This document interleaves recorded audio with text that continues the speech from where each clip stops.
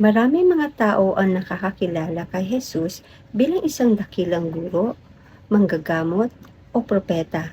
Ngunit sa Ebanghelyo ngayon, inaanyayahan tayo ni Jesus na mas kilalanin natin siya ng malalim pa. Samahan niyo po muna akong mag-almusal, mag-alay, magmuni, at magdasal. Si Jesus ay hindi lamang anak ni David. Siya din ay Panginoon ni David. Ano nga bang ibig sabihin nito sa ating buhay?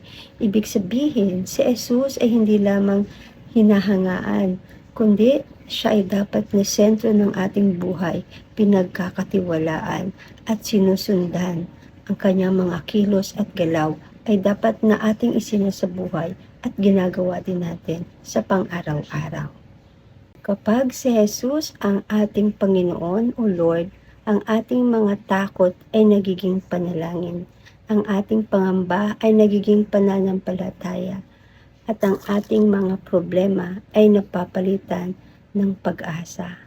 Si Jesus nga ba ang iyong Panginoon o mayroon pang iba?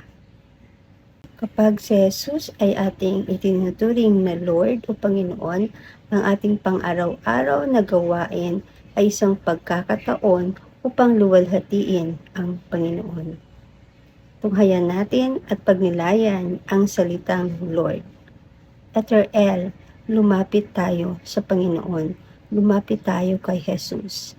Nandyan lang siya, subalit inaanyayahan nating mas lumapit pa tayo sa Kanya. Huwag natin siyang kalimutan sa ating paglalakbay. Dapat kasama natin siya. O, oras. Dapat bigyan natin siya ng oras, panahon, upang ang ating ginagawa ay mas kaaya-aya at mas nakalulugod sa Kanya. Letter R, recognize. Kilalanin natin siya bilang ating tunay na Panginoon. And letter D, dedicate. Ialay natin ang ating buhay at bigyan natin itong maging direksyon. Bigyan natin daan na maging direksyon sa Jesus tungo sa ating salvation. Tandaan po natin na kapag si Jesus ang ating Panginoon, nagkakaroon ng direksyon ang ating buhay.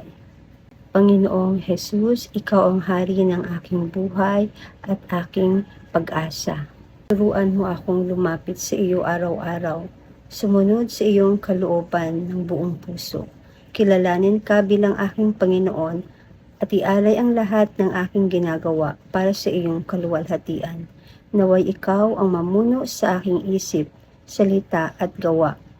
Gabayan mo ako para sa tamang landas ng kabanalan hanggang sa makapiling kita magpakailanman. Amen.